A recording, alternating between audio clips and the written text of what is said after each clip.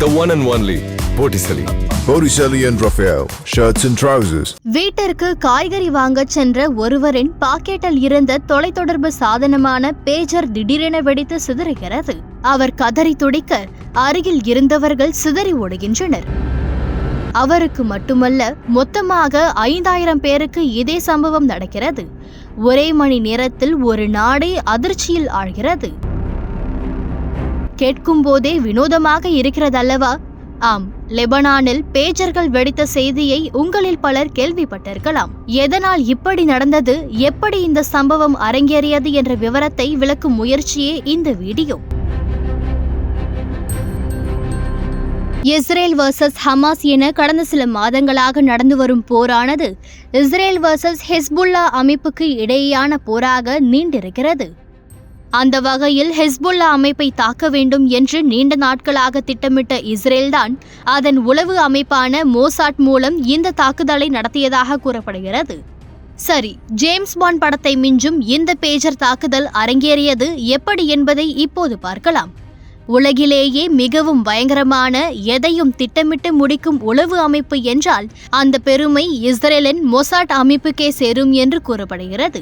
சாதாரண தொலைபேசியை பயன்படுத்தினால் இஸ்ரேலின் மொசாட் உளவு பார்த்துவிடும். ரகசிய தகவல்களுக்கு பாதுகாப்பு இருக்காது என்று நினைத்த ஹிஸ்புல்லா அமைப்பினர் பேஜர் எனும் கருவியை தகவல் பரிமாற்றத்திற்கு பயன்படுத்தி வருகின்றனர். இதனால் ஒரு தகவலை பெற மட்டுமே முடியும். வாய்ஸ் மெசேஜ் அல்லது ஆல்பா நியூமெரிக் முறையில் மட்டுமே இந்த தகவல்கள் கிடைக்கும். இப்படியான சூழலில்தான் அந்த பேஜரிலும் சதி அரங்கேறியுள்ளது. இந்த விவகாரத்தில் பேஜர் கருவிகளில் மிகவும் சிறிய அளவிலான வெடிபொருளை பொருத்தி அதனை வெடிக்க செய்தது வெளிச்சத்திற்கு வந்துள்ளது. எந்த இடத்தில் பேஜர்கள் உற்பத்தி செய்யப்பட்டனவோ அங்கு வைத்தே பேஜருக்குள் 3 கிராம் எடையில் வெடிமருந்துகள் வைக்கப்பட்டுள்ளன. அதன்படி பேஜர்களுக்கு ஒரு குறிப்பிட்ட கடவு சொல் அல்லது கோட் ரிசீவ் ஆகும்போது அவை பேஜரின் திரையில் தோன்றுகையில் அந்த வெடிப்பொருள் சூடாகி வெடித்து சிதறியுள்ளது. அப்படிதான் ஹிஸ்புல்லா அமைப்பினர் பயன்படுத்திய சுமார் 5000 பேஜர்கள் ஒரே நேரத்தில் வெடிக்க வைக்கப்பட்டுள்ளன.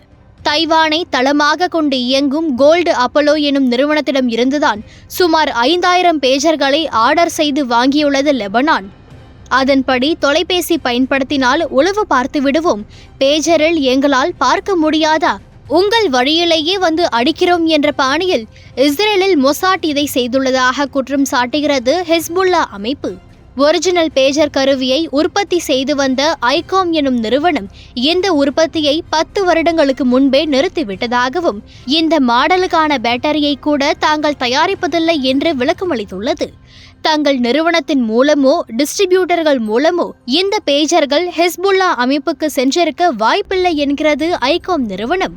இதற்கிடையே கிட்டத்தட்ட ஒரிஜினல் பேஜரை போன்ற பேஜர்களை தயாரித்து வரும் கோல்டு அப்போலோ நிறுவனத்திடம் இருந்துதான் 5 மாதங்களுக்கு முன்பாக பேஜர்களை வாங்கியுள்ளது ஹிஸ்புல்லா அமைப்பு.